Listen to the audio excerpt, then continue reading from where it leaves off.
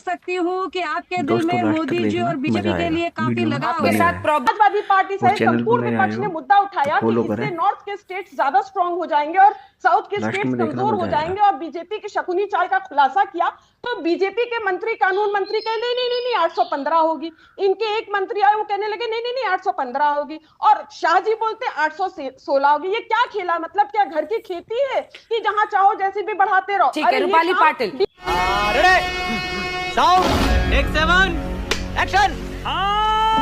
लांबा जी, लेकिन सत्ता पक्ष इस वक्त राहुल गांधी पर इस पूरे गंभीर मुद्दे को हल्के और मजाकिया अंदाज में लेने का आरोप लगा रहा है। आपका जवाब?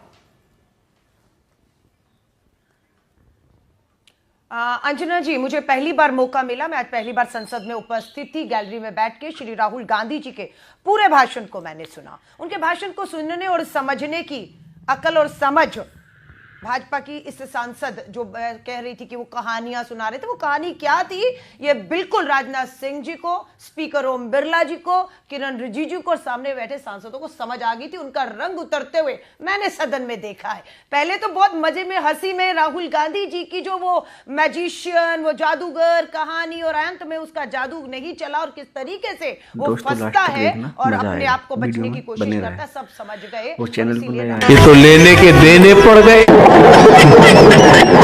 लास्ट में देखना, मजा आएगा। क्योंकि समझ आ गई ये जादूगर किसकी बात कर रहे हैं, जो फंस चुका है, जो अब निकल ही नहीं रहा अपने जादू से। उसके लिए समझने के लिए अभी अंजना आप जो हिमाचल की सांसद है, उनको अभी बहुत जिंदगी लगेगी। बात हो रही है आरक्षण के ऊपर, महिला आरक्षण कानून को लेकर ये चर्चा है ही नहीं।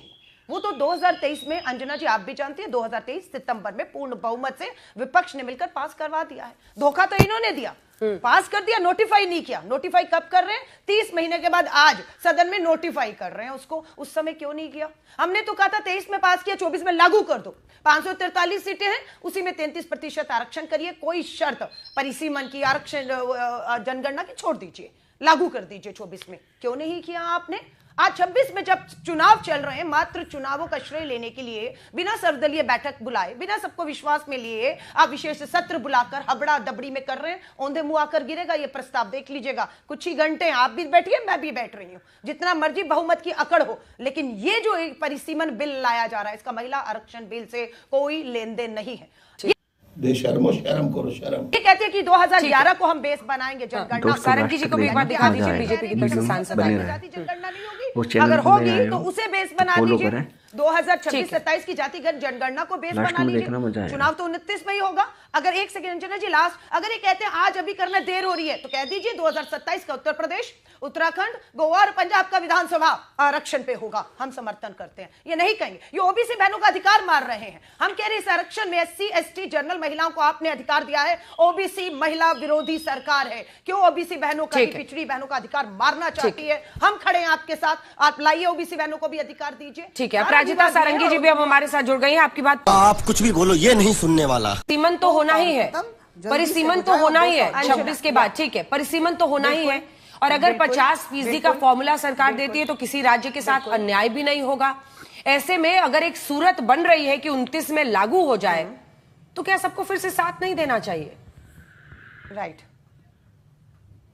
अंजना जी, मैं आपसे सवाल पूछती हूं, 2029 में लागू होना है, उससे पहले तो अभी लागू नहीं कर रहे ना, 29 में। तो 29 में ही जब लागू होना है तो 2011 की जनगणना क्यों? 2011 की जनगणना क्यों? 2011 का सेंसस आधार ही नहीं बनाया जा रहा है। एक सेकंड अलका जी, मैं फिर बता रही हूं, आपने चूंकि पूछा, आपको बता दे रही हूं, 2011 के सेंसस को नहीं इसमें माना जा रहा है। इसमें सिंपल फॉर्मूला है, 2011 सेंसस से कोई लेना देना नहीं है। वो सेंसस से डीलिंग कर रहे हैं, क्योंकि दक्षिण के राज्य और कई सारे राज्य जिन्होंने पॉपुलेशन कंट्रोल किया, वो डिसएडवांटेज पर हो जाएंगे। इसीलिए 50% का फॉर्मूला बनाया जा रहा है। जी ना ना, यानी कि किसी भी, वाह बेटा, लगता है तुम गू खा के ही मानोगे। नहीं, किसी भी जनगणना को आधार नहीं बनाया जा रहा। आप नहीं कह रही हैं 2011 भी नहीं है, 26 भी नहीं है, 27 भी नहीं है। नहीं, क्यों नहीं है? 26-27 क्यों नहीं है? यही सवाल है। अब 11 नहीं है, ओके, 26-27 क्यों नहीं होना चाहिए? बताइए। 26-27 में पता लग जाएगा कितनी SC ST और OBC बहनें हैं, उतना ही उनकी भागीदारी भी बढ़ेगी, क्योंकि उनकी जनसंख्या बढ़ी है। लेकिन आप उसको आधार नहीं बनाना चाहते।